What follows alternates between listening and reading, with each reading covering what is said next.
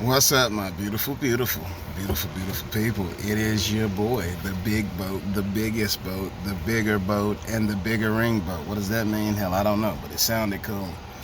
How are y'all doing? How have y'all been? How are you making progress on the healing path? And if you aren't where you want to be, that's okay, as the healing path is not linear. Shout out to Andrew at Nork Daily. You are not alone.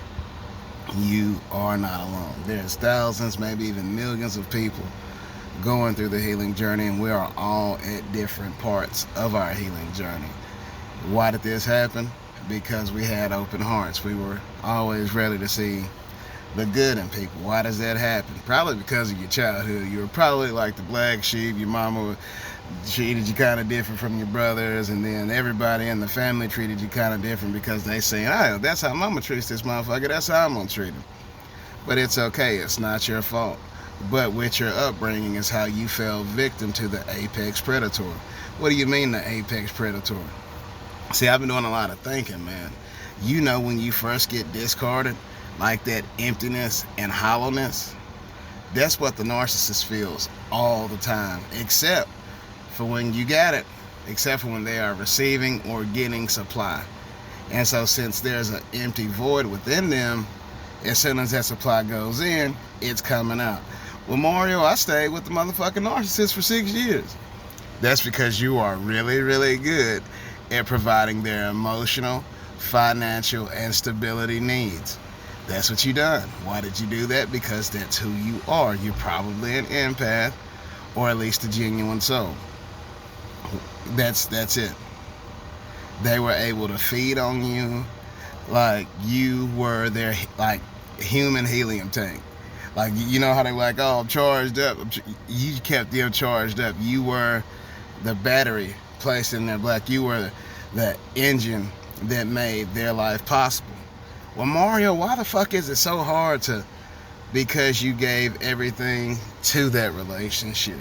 You wanted that relationship to be viable. But man, that was the longest relationship I ever. Of course it was. Of course it was. If you're with a toxic person and said toxic person, you know what I'm saying? They're not used to somebody like you. Of course they're gonna stay.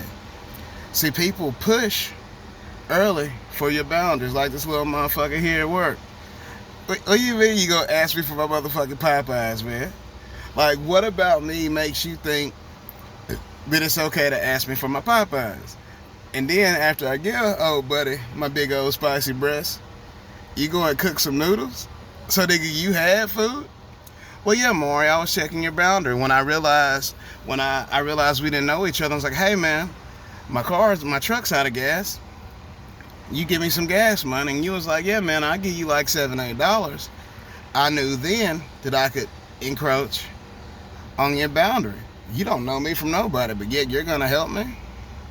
Kind of like when you probably met your narcissist. They probably give you some great excuse, or I'm being kicked out, or they're trying to kill me.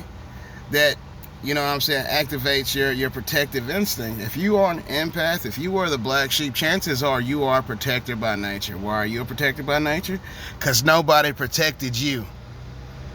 So you want to protect everybody else to keep them from going through what you went through. If you could somehow buffer somebody from emotional harm or physical harm, chances are that's what you're going to do. Not because you got it like that, because that's who you are as a person.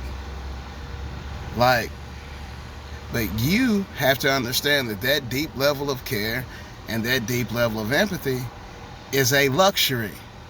It is a luxury that's not for everybody, because some people, oh, they'll take advantage of that. They will use your empathy against you. What do you mean? People will know I really care about them and I do anything. And that, yes, that goes from former spouses, children, moms, brothers, cousins, anything. You know what I'm saying? Y'all like how I'm swapping up on your own ass. You know what I'm saying? But you have to understand that if you don't set a boundary, no one else will set it for you. They will take. And